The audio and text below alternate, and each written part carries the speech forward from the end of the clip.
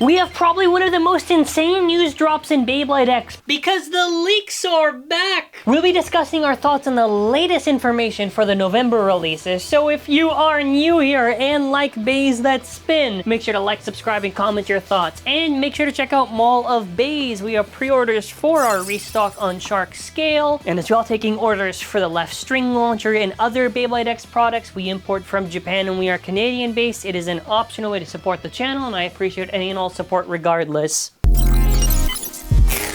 So I would like to mention that obviously I cannot show the actual images, otherwise the Takaratomi ninjas would be after me, so I want to give a huge shout out to Frosty for doing some amazing illustrations in this video. They have an Instagram page, so I highly recommend that you check them out because they do great art, bitchip art, they also take commissions, and they do fantastic work, so link in the description below. So I kind of want to go over all the information that we're getting that's pretty much going to be for November. We're going to get more of our information come next week, so that's going to be pretty exciting to see. But I thought, hey, why not do a video right now since we have a lot to go over that's going to be really exciting. The first piece that I want to talk about is going to be the CX deck set that's going to be releasing in November. With that, we're going to be seeing some pretty interesting choices here. I do want to talk about the main Beyblade where we don't actually have an official name for it. I'm just going to assume we'll call it Emperor... They either say it's Emperor Might or Emperor King. We're going to go with Emperor King. I don't know, and then after, if they're both wrong, it'll be funny. We'll actually see what it's supposed to be. But with this, we're going to be kind of going part by part to what was revealed and what I can actually show you. So in this, we first of all have our new lock chip. Let's just assume this is supposed to be called King, where this is actually really exciting. This is supposed to be a metal lock chip release. That's right. For a deck set that's going to be costing like, what, 1/3 the price of what a Valkyrie Volt is, which is like 300 Canadian, some absurd price like that, to get a super cheap, easy to get metal lock chip, I consider to be a massive win. Now, regardless of how cheap it's going to be, you know, how good actually is a metal lock chip? Now, so let's talk about the metal lock chip, where there was a lot of speculation at the start, you know, how much this is going to improve on the blades. And actually, after reviewing Valkyrie Volt and doing competitive testing, the big issue with the metal lock chip is that they make all the builds super top heavy, which is already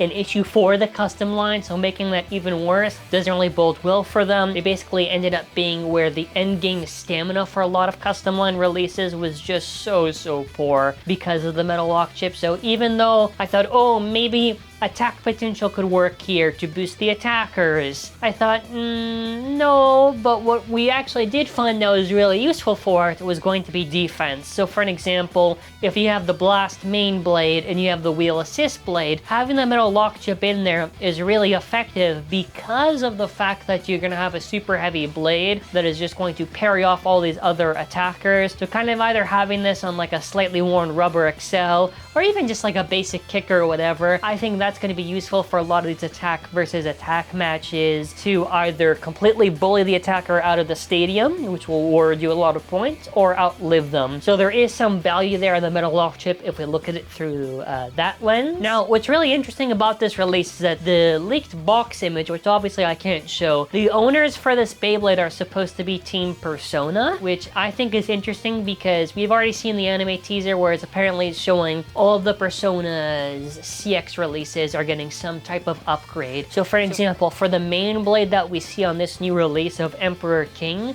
if that is the actual name, I don't really know, we're just going to go with the flow. This is supposed to upgrade Wizard Arc, so let's say it's supposed to be called like Wizard King now. I think that's very interesting that we are getting these upgrades instead of just full-on separate releases. I do feel this kind of gives us time to breathe and not have so many releases dedicated to Persona. I think in regard to Wizard Arc, I would say that this new blade kind of looks very much like a waffle. Maybe it's good defensively, otherwise I'm not too sure, but I'm interested to see what's going to happen. The really cool thing is also going to be the assist blade, where I can't show the image right yet, but you're going to get a pretty close Photoshop of it, where they basically did the assist blade, but where you actually hook onto the ratchets, there is like metal weighting on there. So not only do you get a metal lock chip chip, but also a metal assist blade. Now, obviously, we're gonna put like a little bit of a parentheses on there. It's specifically metal weighting. But if, for an example, if this was like the height of like Jaggy, which is supposed to be like 50 or whatever, or also like Slash, then having a super, you know, width towards the bottom assist blade gonna be very, very interesting. You know, does that maybe help the custom line have more stability and balance? That's gonna be something very interesting to actually see. It does seem like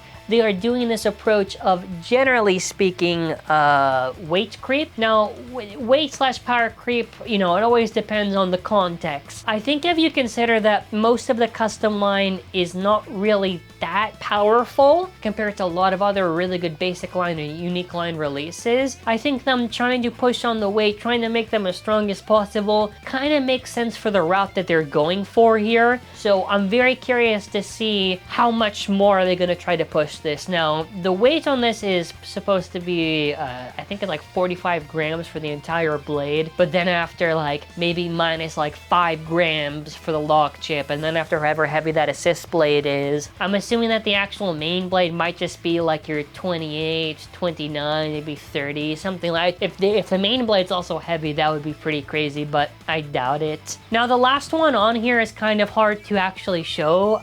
I think I actually have a Beyblade on here, but this bit is basically like turbo, but imagine turbo if it was more rounder, and it can mode change from either flat to ball, which is really interesting, and that's supposed to be actually an upgrade for Hell's Reaper. I found this on my collection here, so it's kind of easier to explain. It literally just looks like the slingshot of like the yard thing, where it's like, oh, it's flat, and then after, I don't know if there's an actual height change when you do the modes or how it works. I don't think there is. We'll see, but that's an interesting gimmick for them to do. A simple ratchet like turbo was really easy to burst. They did make it like a lot more rounder off, so if they can avoid those issues of easily bursting, that might be really cool. It's still cool to basically get mode changes in Beyblade X though. Now, the last one to talk about here is supposed to be Wolf Hunt. So this is going to be a custom line Wolf release. Now, the other parts are supposed to be F, which we'll get to in a second, and then after 060 disc ball. So I do want to give a shout out to Frosty, because he did do a concept of actually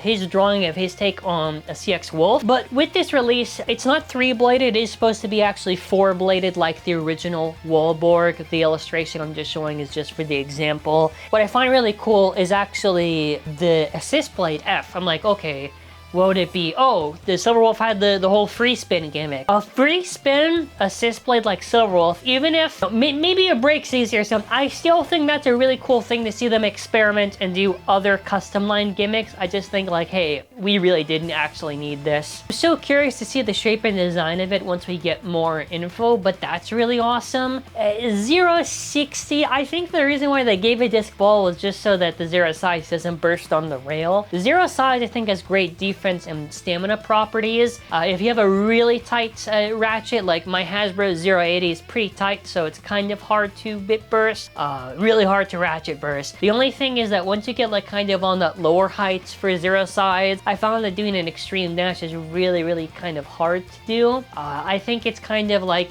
they had to do it eventually to kind of get that done. So disc ball, we haven't gotten really any proper reprints of disc ball that hasn't been like a yellow recolor. We've gotten like one black recolor, so I'm assuming it's gray. The other stuff to kind of throw in here, because we don't have the part info, is the other base for that actual deck set. It's Golem Rock, but green. That's pretty cool. Waiting for the parts on that. Golem Rock is like an okay UX blade. I still think it's like decent, not so crazy, but I think it's okay. Geel Shark, ass.